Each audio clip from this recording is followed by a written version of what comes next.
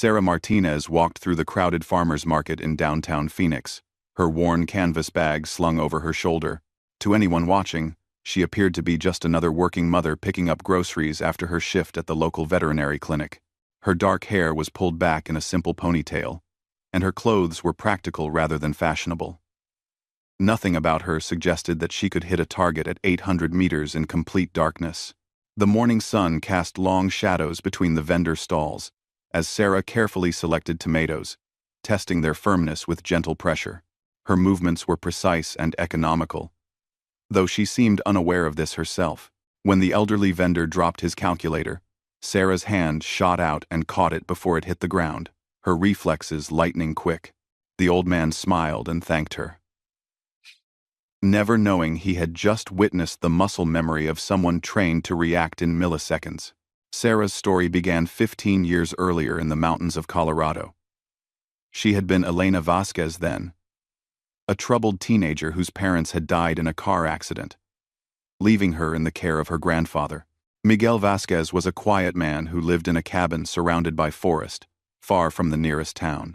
What Elena didn't know was that her grandfather had spent 30 years as a military sniper, serving in conflicts that the government preferred to keep classified. Miguel watched his granddaughter struggle with grief and anger, seeing her potential beneath the pain. Elena was naturally observant, noticing details others missed.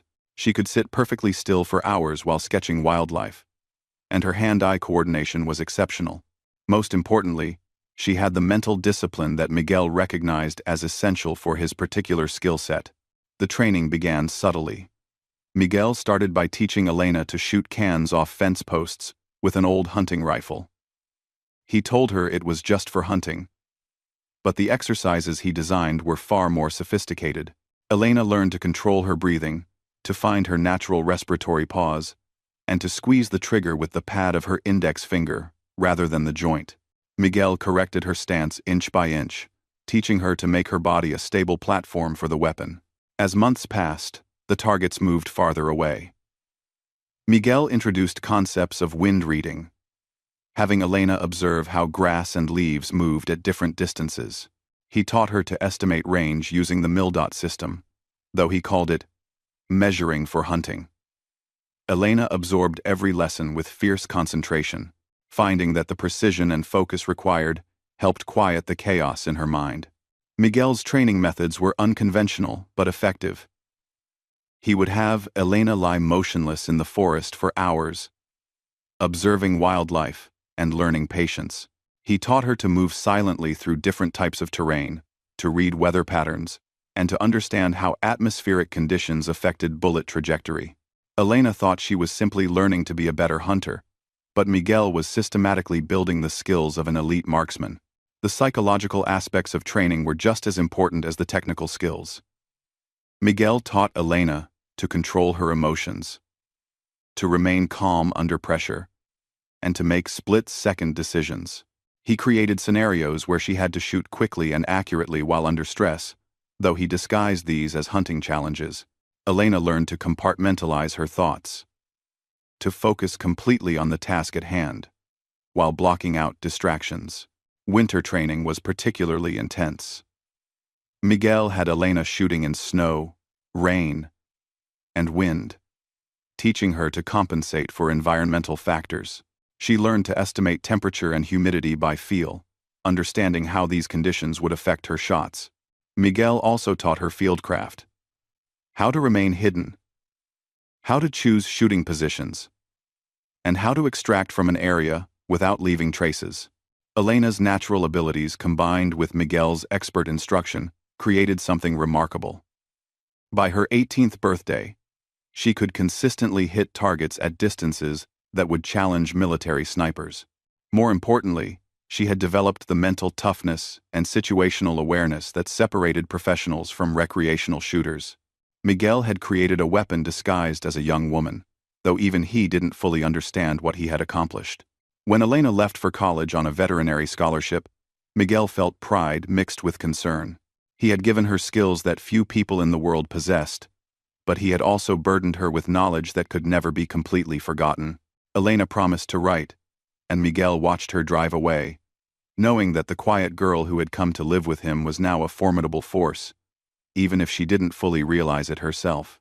Elena threw herself into her studies, trying to build a normal life far from the mountains and the memories of her training. She met David Martinez in her second year, a kind man studying to be a teacher. They fell in love, married after graduation, and settled in Phoenix, where Elena found work as a veterinary technician.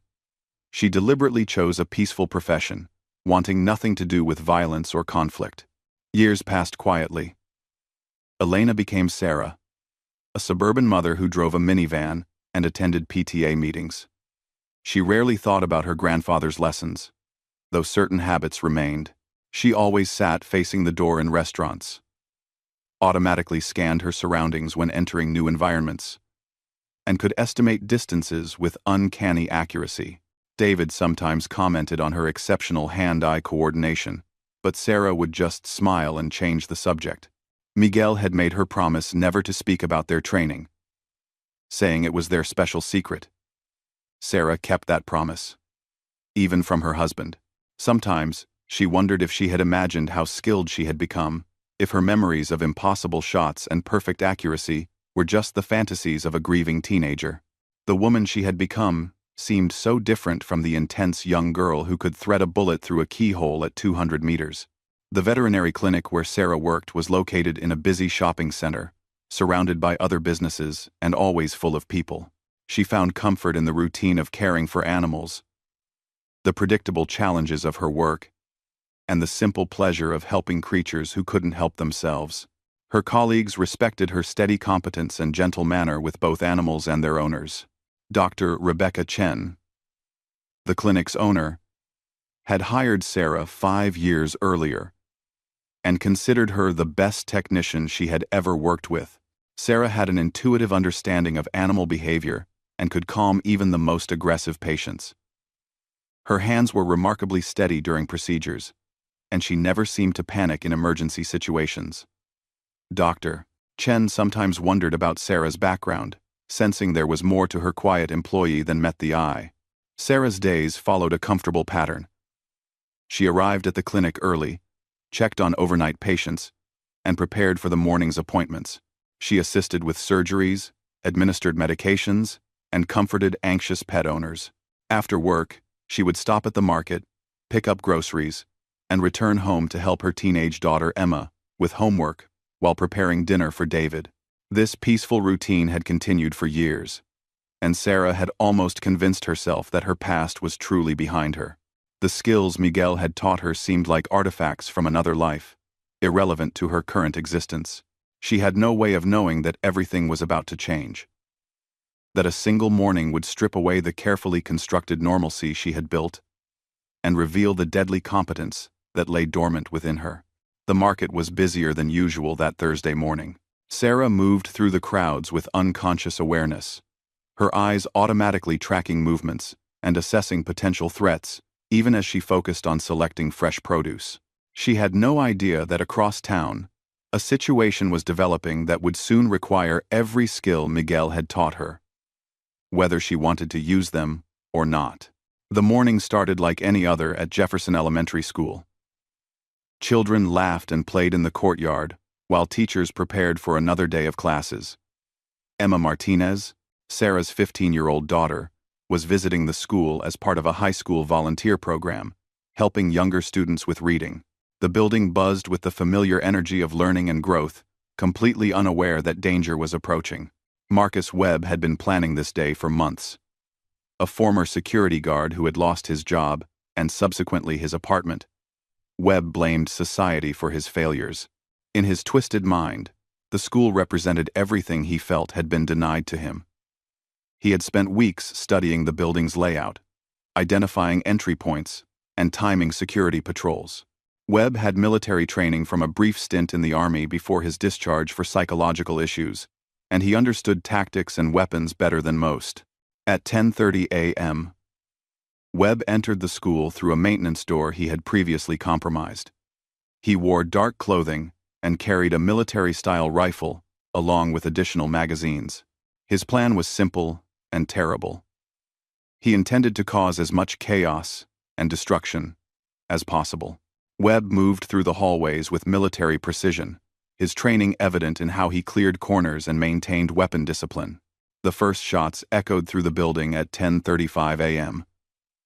Teachers immediately initiated lockdown procedures, herding children into classrooms and barricading doors. The school's security guard, an elderly man named Jim Patterson, responded bravely, but was outmatched. Webb's superior firepower and tactical knowledge allowed him to quickly gain control of the main corridor, trapping dozens of people in various rooms throughout the building. Emergency services responded within minutes, but Webb had chosen his position well. He had established himself in the central hallway, with clear sight lines to all approaches, making it nearly impossible for police to reach him without significant casualties. The SWAT team set up a perimeter, but their commander quickly realized they were dealing with someone who understood military tactics. Webb had effectively created a fortress within the school. Sarah was finishing her grocery shopping when her phone exploded with notifications. Emergency alerts, text messages from other parents, and finally, a call from David, who was already racing toward the school.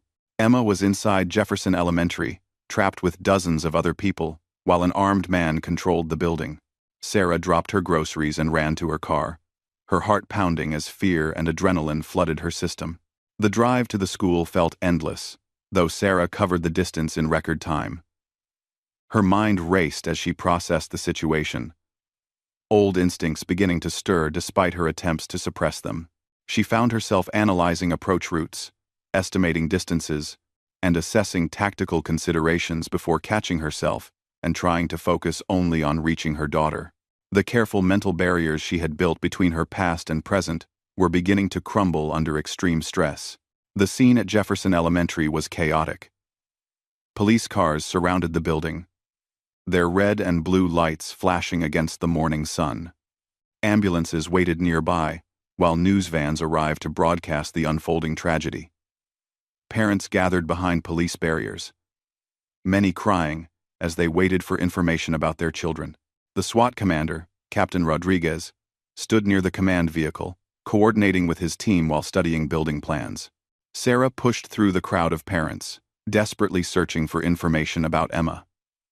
A police officer told her that the situation was ongoing, that a gunman had barricaded himself inside with numerous hostages. The officer's words seemed to come from far away as Sarah's training automatically began analyzing the tactical situation. She found herself studying the building's architecture, identifying firing positions, and calculating ranges without conscious thought. Captain Rodriguez was facing an impossible situation. Webb had positioned himself perfectly to prevent any standard rescue approach. The SWAT team had eyes on the suspect through school security cameras, but every potential entry route would expose officers to devastating fire from Webb's elevated position.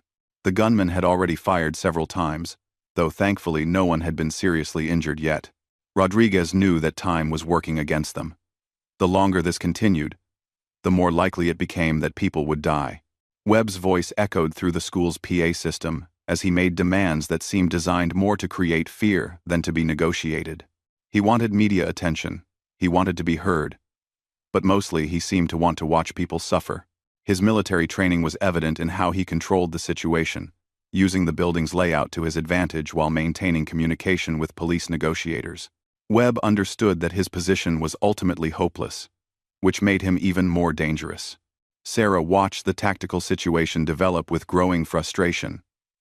She could see what the SWAT team was up against, could identify the problems they faced, and worst of all, she could see potential solutions. Her grandfather's voice echoed in her memory, lessons about urban warfare and precision shooting that she had tried to forget. The distance from the surrounding buildings to Webb's position, the wind conditions, the angles of approach. She found herself calculating factors that no suburban mother should understand. David arrived and found Sarah standing apart from the other parents, her expression intense and focused in a way he had never seen before. When he tried to comfort her, she seemed barely aware of his presence. Her eyes were fixed on the school building, studying it with the systematic attention of someone conducting a tactical assessment. David felt a chill of recognition, though he couldn't understand what he was seeing in his wife's behavior. Dr. Chen appeared beside Sarah, having closed the clinic to come support her employee. She noticed the same strange intensity that David had observed, the way Sarah seemed to be processing the situation differently than everyone around her. When Dr.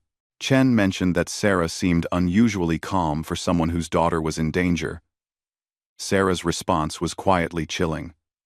Panic doesn't help anyone. You have to see the problem clearly before you can solve it. The standoff continued for 2 hours with no progress. Webb had wounded a teacher who tried to lead children to safety, and his increasingly erratic behavior suggested that his patience was running out. Captain Rodriguez received pressure from his superiors to end the situation, but every tactical option resulted in unacceptable risk to hostages. The building's design and Webb's position created what military analysts would call a nearly perfect defensive scenario. Sarah watched a news helicopter circle overhead and automatically calculated the downward angle to Webb's position. She observed how the wind affected the movement of leaves on nearby trees, estimating speed and direction with unconscious precision. When a SWAT sniper took position on a nearby rooftop, Sarah immediately identified the problems with his shooting angle. The distance was extreme, the target was partially concealed, and the risk of missing was too high with innocent people behind the threat. Emma's voice came through the building's communication system during one of Webb's rants. She was trying to calm younger children, her voice steady despite the terror she must have been feeling. Sarah's composure finally cracked when she heard her daughter's brave words, tears flowing as maternal instinct warred with tactical analysis. The sound of Emma's voice triggered something deeper than training. It awakened the protective fury that Miguel had once warned her about, the dangerous emotion that could make a sniper either very effective or very reckless.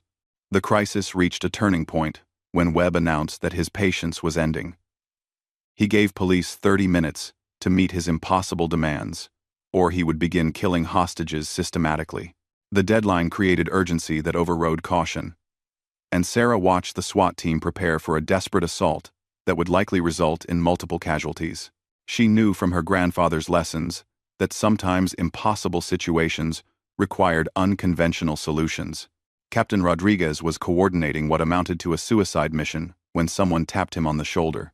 He turned to find a small woman in civilian clothes, her eyes steady, and her voice calm, despite the chaos around them. Sarah Martinez looked up at the experienced tactical commander and said words that would change everything. "I think I can help you with this problem." Rodriguez's first instinct was to dismiss the civilian, but something in Sarah's manner made him pause and listen. What Sarah proposed was so audacious that Rodriguez initially thought she was suffering from shock-induced delusion. She wanted access to a sniper rifle and a position that would allow her to engage Webb from an angle his military training hadn't considered. Her knowledge of the tactical situation was immediately apparent, but it was her calm confidence that truly got Rodriguez's attention.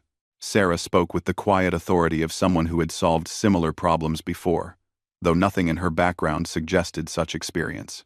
The clock was ticking toward Webb's deadline, and conventional options had been exhausted. Rodriguez faced a choice between a desperate frontal assault, with guaranteed casualties, and trusting a suburban veterinary technician who claimed she could make an impossible shot.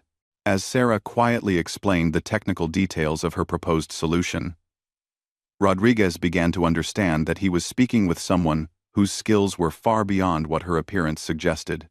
Time was running out, and sometimes the most unlikely solutions were the only ones that worked. Captain Rodriguez stared at Sarah Martinez, trying to process what he was hearing. This ordinary-looking woman was proposing to make a shot that his best snipers had declared impossible. The distance was 847 meters from the only viable position. The target would be partially concealed, and there were innocent people in the background. Rodriguez had 27 years of tactical experience, and he knew that what Sarah was suggesting bordered on fantasy. Yet something in her quiet certainty made him hesitate before dismissing her completely. "Ma'am, with all due respect, this isn't a movie," Rodriguez said carefully. "The shot you're describing requires world-class training and years of experience. My own snipers have looked at this scenario and determined it's too risky. Sarah's response was delivered in the same calm tone. Your snipers are thinking about standard engagement protocols. They're worried about collateral damage because they're using conventional approaches. I'm suggesting something different. 25. Marker. 25. 25. 25. 25. 25. Time was critically short. Webb's deadline was 18 minutes away, and every second brought them closer to a massacre. Rodriguez watched Sarah's face as she explained her understanding of wind patterns, bullet drop calculations, and shooting angles. Her knowledge was too specific and technical to be theoretical. When she mentioned adjusting for the Coriolis effect at extreme range, Rodriguez realized he was listening to someone with genuine expertise. The question was whether her skills matched her knowledge. Dr. Chen stood nearby, listening to her employee speak with authority about subjects no veterinary technician should understand. David was equally confused, seeing a side of his wife that seemed to emerge from nowhere. Sarah had never mentioned military service, had never even gone hunting as far as he knew, yet she was discussing complex ballistics with a SWAT commander, as if she had been doing it all her life. The revelation was jarring, but Emma's life hung in the balance. Rodriguez made a decision that violated every protocol he knew. If you're serious about this, I need to see credentials, training records, something that proves you know what you're talking about. Sarah's answer was simple. I don't have any official records. My training was private, and the person who taught me is dead. You'll have to decide whether to trust me based on what you observe in the next few minutes. The SWAT sniper, Sergeant Martinez, no relation to Sarah, was positioned on the roof of a building 600 meters from the school. He had been studying the target for over an hour, waiting for a clear shot that never came. Webb was too well protected, and the angle was all wrong. When Rodriguez radioed that a civilian wanted to attempt the shot from a different position, Martinez thought his commander had lost his mind. The position Sarah had identified was even more challenging than his own. Sarah's proposed shooting position was the roof of a water treatment facility 847 meters northeast of the school. The angle would allow her to bypass Webb's cover, but the distance was extreme and the target window was minimal. Rodriguez agreed to let Sarah demonstrate her capabilities, though he remained deeply skeptical. They had 12 minutes left before Webb's deadline. Barely enough time to get into position even if Sarah proved competent. The climb to the water treatment facility roof was faster than Rodriguez expected. Sarah moved with efficiency and confidence, carrying the borrowed rifle like someone completely familiar with such equipment. She set up her shooting position quickly, adjusting for comfort and stability with movements that spoke of long practice. When she requested specific information about wind conditions and atmospheric pressure, Rodriguez began to believe that maybe, impossibly, she might actually know what she was doing. Sarah's hands moved over the rifle with practiced familiarity as she made adjustments to the scope. The weapon was a .308 caliber system similar to what Miguel had trained her on, though with modern refinements she had to adapt to quickly. She checked the bolt action, tested the trigger pull, and examined the ammunition while her mind automatically calculated environmental factors. The old lessons came flooding back as if 15 years had been 15 minutes. Miguel's voice echoed in Sarah's memory as she prepared for the most important shot of her life. She could hear his instructions about breathing control, about finding the natural respiratory pause where the body was perfectly still. She remembered his lessons about mental discipline, about shutting out everything except the target and the task. Most importantly, she recalled his teaching about the zone, that state of perfect focus where time seemed to slow and impossible shots became inevitable. Through the rifle scope, Sarah could see Webb moving in the school corridor. He was wearing body armor, but she had identified a vulnerability that the other snipers had missed. Webb's position gave him protection from conventional angles, but the elevated shooting position Sarah had chosen offered a narrow window. She would have one opportunity, probably lasting no more than 3 seconds, when Webb would be exposed.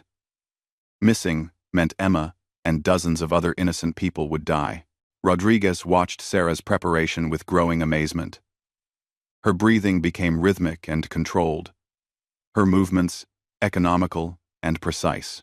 When she asked for specific information about the building's construction and Webb's exact position, her questions demonstrated tactical understanding that impressed even the seasoned commander. Most remarkably, Sarah seemed completely calm, despite the enormous pressure of the situation. The radio crackled with updates from inside the school. Webb was becoming increasingly agitated, and his threats were becoming more specific. He had selected several hostages for execution, including some of the younger children. Emma's voice could be heard occasionally, still trying to comfort the frightened kids around her. Sarah felt her emotional control waver when she heard her daughter. But Miguel's training held firm. Emotion was the enemy of precision, and precision was the only thing that could save Emma now. 8 minutes remained when Sarah announced she was ready. Rodriguez positioned himself with binoculars to observe the target area, though he privately expected to witness either a miracle or a disaster. Sarah's breathing had settled into the pattern Miguel had taught her, and her heart rate had slowed despite the circumstances. She was entering the zone, that state of perfect focus where body and mind functioned as a single, precise instrument. Webb appeared in Sarah's scope, moving through the hallway with military precision. She tracked his movement, waiting for the moment when he would be vulnerable. The shot window would be brief. Webb would step into an open area for perhaps 2 seconds before reaching cover again. Sarah's finger rested lightly on the trigger as she made final calculations for wind drift and bullet drop. At 847 meters, the 308 round would take approximately 1.1 seconds to reach the target. Miguel had taught Sarah that the most important factor in extreme range shooting was not technical skill but mental discipline. The ability to remain perfectly calm under ultimate pressure, to trust in training and execute without hesitation. As Webb moved toward the kill zone, Sarah's world narrowed to include only the target, the crosshairs, and her controlled breathing. Everything else, the chaos around her. Webb stepped into the open area of the corridor, exactly as Sarah had predicted.